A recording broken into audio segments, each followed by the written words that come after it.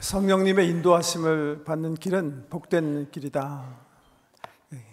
주님과 동행하는 삶은 만사가 형통한 삶이다, 이렇게 말을 합니다. 네, 그 말이 맞습니다. 그런데 그 의미는 좀 깊이 있게 생각해 볼 필요가 있다고 생각을 합니다. 사도행전 읽어나가면서 말씀을 받고 있는데요, 바울은 세 차례에 걸쳐서 전도 여행을 은혜 가운데 잘 마칩니다. 세상적으로 하면 성공적으로 선교 여행을 마쳤다고 할 수가 있겠습니다. 소아시아 지방, 지금으로 얘기하면 터키죠. 그리고 유럽 지중해 연안의 대도시에 주님의 교회를 여러 곳 세우게 됩니다. 그리고 성령의 인도하심을 받아서 예루살렘으로 향하게 됩니다. 예루살렘으로 향하는 것은 주님의 뜻이고, 또 주님이 중간중간에 동행하고 계시다라는 사실을 여러 가지 방법으로 바울에게 상기시켜 줍니다. 그래서 확신을 가지고 성령의 인도하심을 받아서 지금 예루살렘, 하나님의 성으로 가고 있었던 거예요. 그런데 예루살렘에 오르는 바울을 기다리고 있었던 것은 뭔가? 참 세 차례에 걸쳐서 많은 수고를 했으니까 영광스러운 휴식 이런 거면 참 좋겠는데, 바울을 기다리고 있었던 것은 사실은 전혀 그런 것이 아니었어요. 바울을 기다리는 것을 세 단어로 표현하면, 첫째는 모욕, 두 번째는 구타, 세 번째는 체포와 구금입니다. 예루살렘에 도착해서 바울이 제일 처음 맞닥뜨린 사람들은요, 터키 소아시아 지방에서 온 자기 동족들이었어요. 명절새로 온 거예요. 보니까 바울이 있는 거예요. 이 사람 내가 막 흥분해서 바울을 향해서 공격을 합니다. 저놈은 소아시아에 당기면서 우리 동족들 배반하고 율법과 하나님을 저버린 파렴치다. 그래가지고서는 막 도끼를 품고 달려들어가지고서는 바울을 칩니다. 바울은 아주 심한 폭행을 당해요.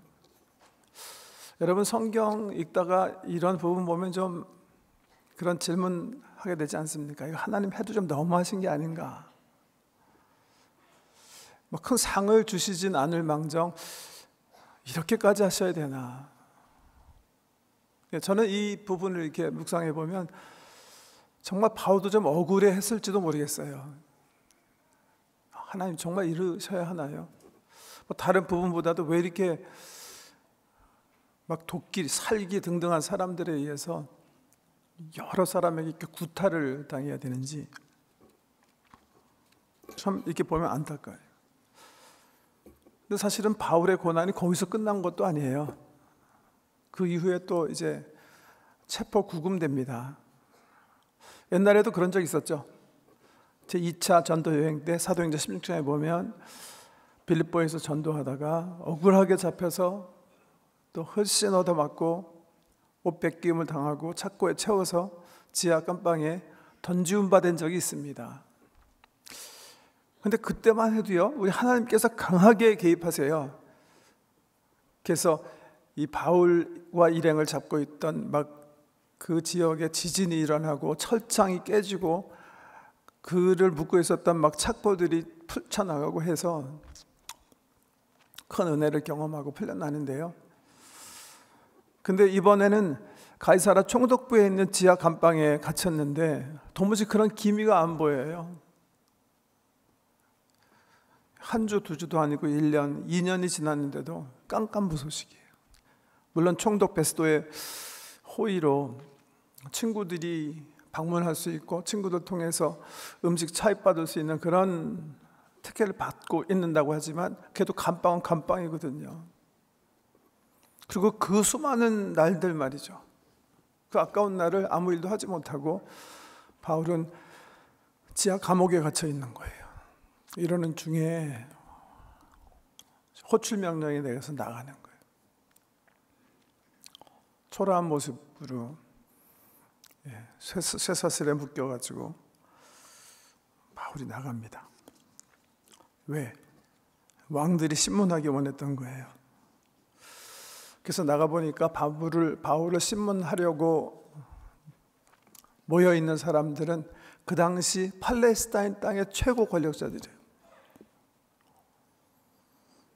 가이사라 총독부에서 추장인 베스도 총독, 그리고 로마가 팔레스타인을 통치하기 위해서 보낸 군대 총사령관인 천부장, 장교들, 로마 사람들이 한편에 있고, 또 한편으로 보니까 지금 곧 부임한 이 베스도를 축하하기 위해서 온 아그리빠 왕, 그 팔레스타인 북부 분봉왕으로 임명받은 헤롯가 왕입니다.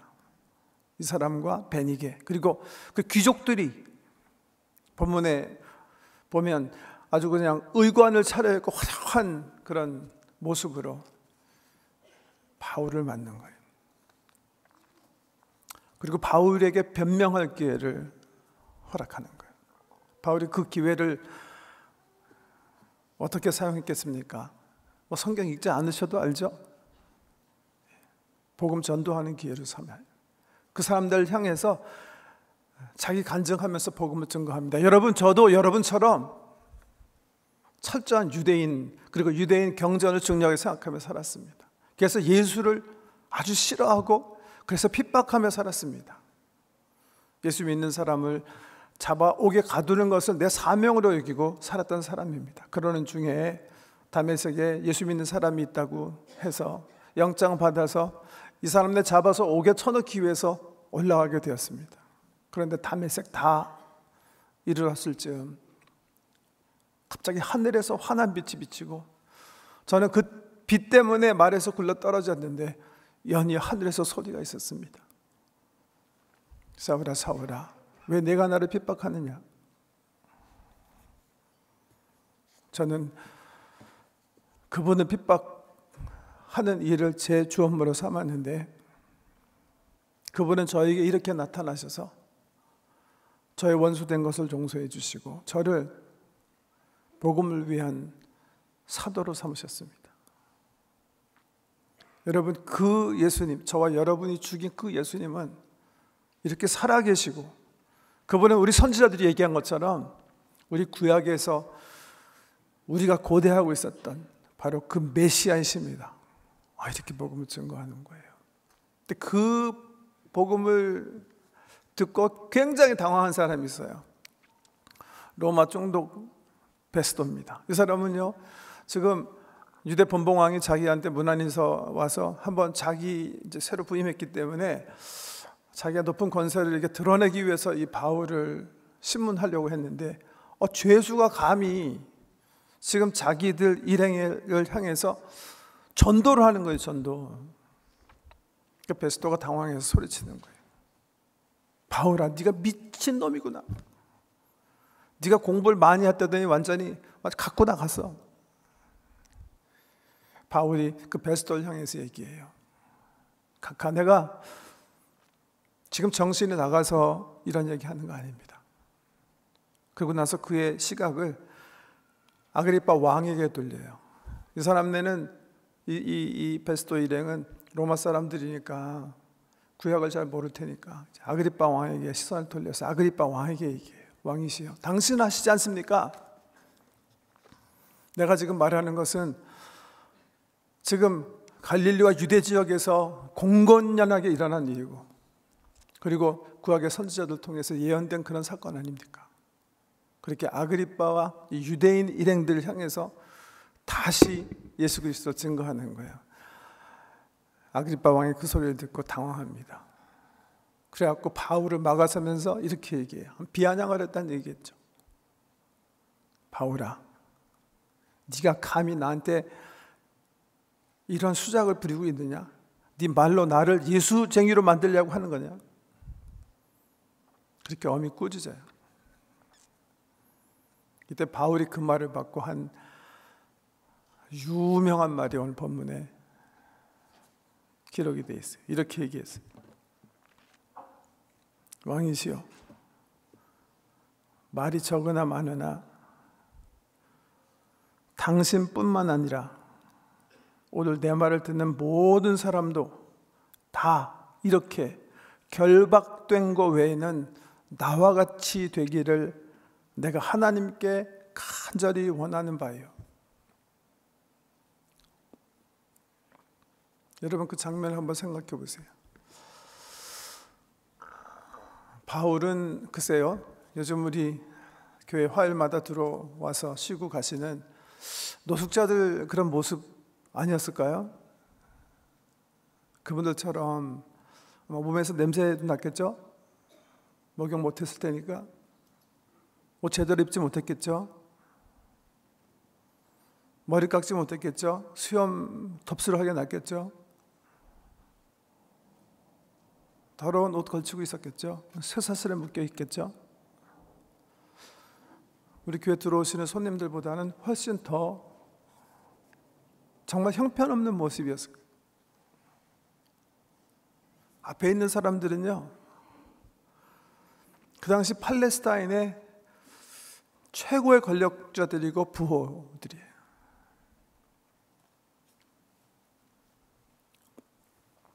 그분들 향해서 바울이 얘기하는 거예요. 제가 비록 당신들처럼 깨끗한 옷 입지 못하고 생각이 초라하지만 내가 바라는 게 하나 있는데 당신들도 나처럼 이렇게 내가 지금 쇠고랑 차고 있는 거 그거 제외하고는 당신들이 나 같은 사람이 되기를 간절히 원하고 있는 바예요. 믿지 않는 세계를 향한 참 그리스도인의 자존심, 자신감. 여러분 바울은 어떻게 이렇게 자신 있게 이 당대 권력자들 앞에서 담대하게 이런 고백을 할 수 있었을까요? 저는 그 이유가 한 3가지쯤 된다고 생각합니다. 첫 번째는요, 바울은 우리처럼 이 세상에 몸담고 살았지만 그의 영혼의 눈은 이 세상에 있지 않았어요. 그의 눈이 어디에 머물고 있습니까? 장차 도래할 하나님 나라, 아니 이 세상에서 이미 도래하고 있고 주님 오심과 함께 확실하게 그 실체를 드러낼 하나님 나라에 초점을 맞추고 있었기 때문일 거예요. 바울은 만약에 부활이 없으면 그 사실을 부활의 주님 만나고 알았어요. 아니 바리새인으로서 부활을 믿고 있었지만 부활의 주님이 정말 그 앞에 나타나셔서 말씀하시고 그를 사도로 삼으셨을 때 확실히 알았을 거예요. 뭐를요? 이 세상에 우리의 삶은 여기서 끝나는 것이 아니라 주께서 예비하신 하나님 나라로 이어지는구나. 확신. 부활이 없으면 고생하는 우리가 가장 불쌍한 사람이지만 부활이 있기 때문에 그렇지 않구나. 왜? 이 세상에서 받는 환난과 핍박은 잠시 잠깐이지만 장차 도래할 세상에서 받을 영광은 지극히 크고 중하기 때문에. 그래서 바울은요, 그 서신서를 읽어보면 이 세상에서 복음을 위해서 받는 그런 고난은 장차 받을 영광을 위한 도구. 글쎄요, 세상 말로 하면 투자로 생각했어요. 고린도후서 4장에서 이렇게 고백합니다. 우리가 잠시 받는 환난에 경한 것이 지극히 크고 영원한 영광에 중한 것을 우리에게 이루게 함이니 우리가 주목하는 것은 보이는 것이 아니요 보이지 않는 것이니 보이는 것은 잠깐이요 보이지 않는 것은 영원함이라. 하나님의 백성들이 보고 사는 그 세계가 따로 있다는 거예요. 구약에도 보면 다니엘서 3장에 느부갓네살이 자기 모양의 신상을 만들어 놓고 사람들에게 절할 것을 강요하지 않습니까? 이때 그 절하는 것을 거부한 신앙의 새 청년, 우리 신앙의 선배 이야기가 거의 또 기록이 되어 있어요. 사드락, 메삭, 야벳누고, 이 청년들이 절하기를 거부해요. 근데 이 느부갓네살 왕이 그 새 청년을 귀하게 생각했기 때문에 그들을 불러서 한번 협박하고 해소해요. 얘들아, 너희가 실수로 신상의 절을 안 한 것 같은데 너희가 절을 안 하게 되면 너희는 이 풀무불 보이지? 집어 넣음을 당하게 될 거야. 당장. 그 펄펄 끓는 풀무불 앞에서, 그렇지만 세 젊은이가 그렇게 고백하지 않습니까? 느부갓은 왕이요, 이 일에 대해서는 저희가 왕께 대답할 더 이상의 필요가 없겠습니다. 하나님이 살아계신 게 분명한데 왕이 우리를 풀무불에 던지더라도 우리를 구원해내실 것이고, 설사 하나님의 계획이 계셔서 우리를 풀무불에서 건져내지 않으실지라도 우리는 절대 당신의 신상에 절하지 않을 것입니다. 왜요? 이 세상은 이 세상으로 끝나는 게 아니기 때문에 그렇다는 거예요. 하나님 나라가 우리를 기다리고 있기 때문에 지금 받는 위협과 고난으로 우리의 삶의 중요한 결정을 하지 않겠다. 이 세상에 몸담고 살고 있지만 천국 시민을 가지고 영원한 나라를 소망하며 살아가는 게 크리스찬이에요. 그래서 바울은 이런 크리스찬의 정체성에 대해서 고린도 후서에서 이렇게 얘기해요.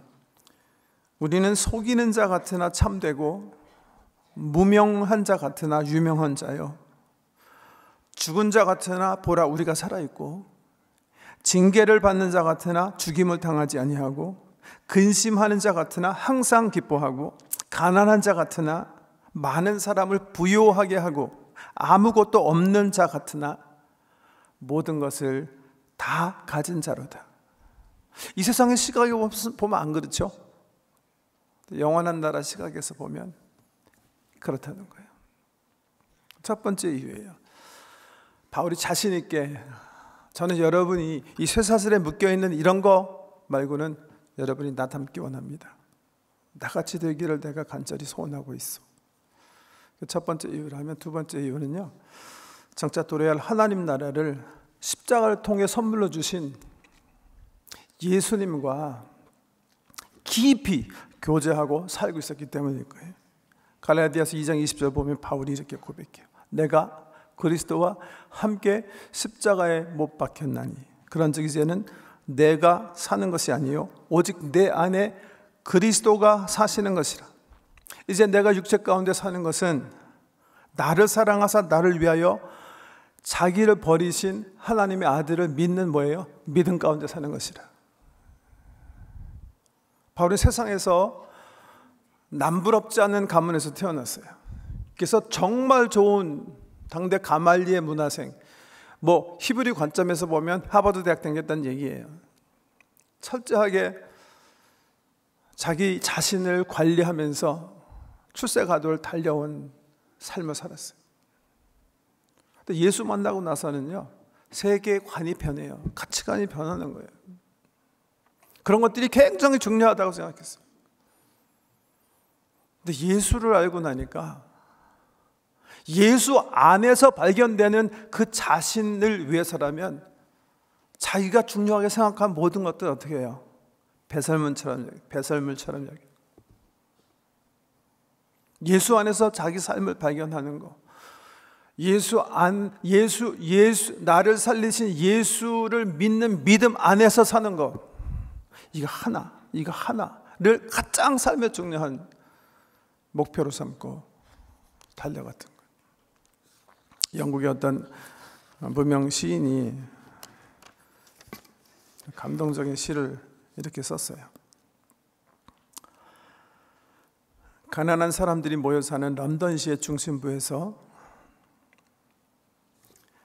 나는 그리스도를 소유하고 있어요. 내가 뭘 더 바라겠어요? 라는 충만하고 귀한 말이 흘러나왔다. 이 세상이 주는 위로라고는 전혀 없는 외로운 여인이 한 작은 다락방에서 죽어가며 내가 그리스도를 소유하고 있어요. 내가 뭘 더 바라겠어요? 라고 중얼거렸다.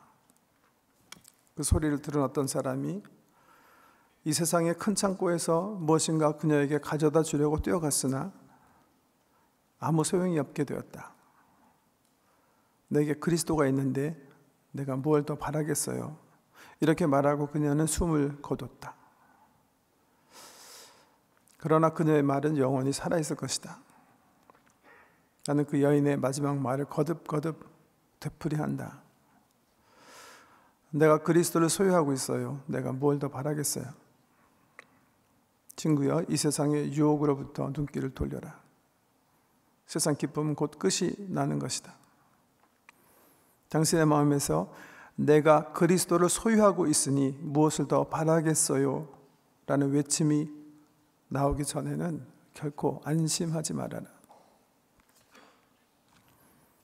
예수 안에서 사는 믿음, 그 은혜가 세상에 가장 귀한 것으로 여기며 바울은 살았기 때문에 자신 있게 얘기하는 거예요.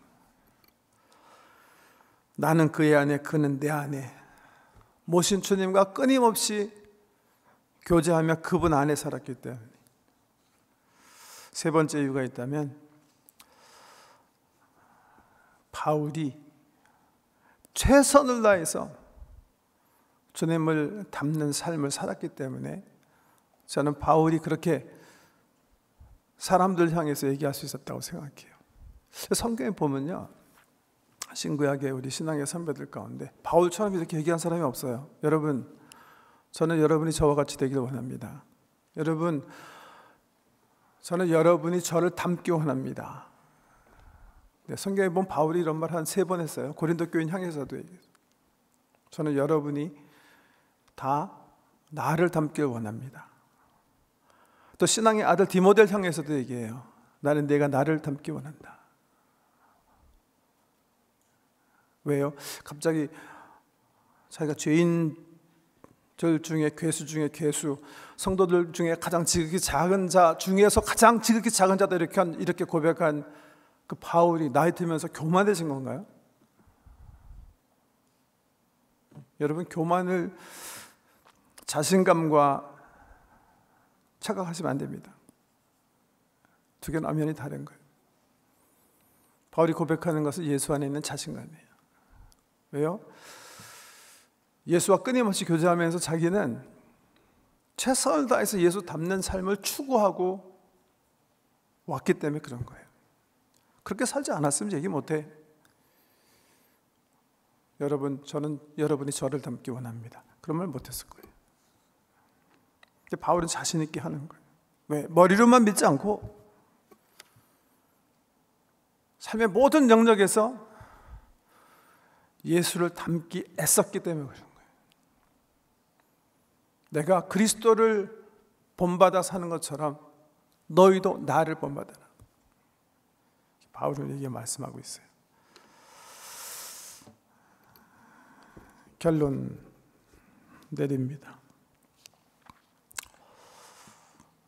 나는 여러분이 나와 같이 되기를 간절히 하나님께 기도하고 있습니다. 여러분은 나를 본받으십시오. 이 말은요, 사역자라면, 소명을 받고 사는 주의 제자들이라면 모두가 꿈꾸는 말 아닐까요? 여기 우리 목회자들 계신데, 우리 장로님들 그렇게 얘기하실 수 있으세요? 여러분, 저를 닮으십시오. 저는 성도 여러분이 저처럼 되기를 원합니다. 그렇게 얘기하실 수 있으세요? 그게 바울이 우리에게 주는 도전이에요. 우리 촌장님들, 팀장님들, 또 권사님, 안수집사님들 계신데 내가 섬기는 분들 향해서 그렇게 고백하실 수 있으세요? 저는 촌원 여러분이 저를 닮기 원합니다. 제가 많이 부족하고 가진 것 많지 않고 배운 것 많지 않지만 그런 세상적인 요소를 제외한다면 저는 여러분이 저를 닮길 원합니다. 지금 여기 부모님들 계시잖아요. 우리 자녀들에게 그렇게 얘기하실 수 있으세요? 나는 너희가 나를 닮기 원해. 그래, 내가 너희들보다 좋은 학교 못 가고 너희처럼 돈을 많이 벌지 못한 건 사실이지만 나는 너희가 나와 같이 되길 간절히 기도하고 있어.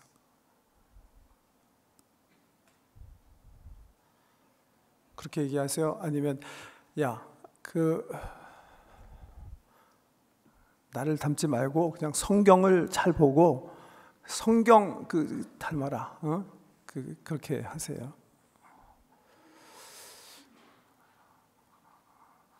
나는 본받으면 안 되고 성경에 예수님 보면서 살아야지 라고 얘기하면 굉장히 복음적인 것 같지만 어떻게 보면요 가장 비복음적이라는 말인 거라고 생각해 보신 적 없으세요? 나는 못 살고 안 살겠으니까 나는 좀 빼달라, 그런 말 아닐까요? 아버지께서 나를 보내신 것처럼 내가 너희를 세상으로 보냈노라. 선교 사명을 받고 살아가시는 우리 사랑하는 본 하나님께 성도 여러분,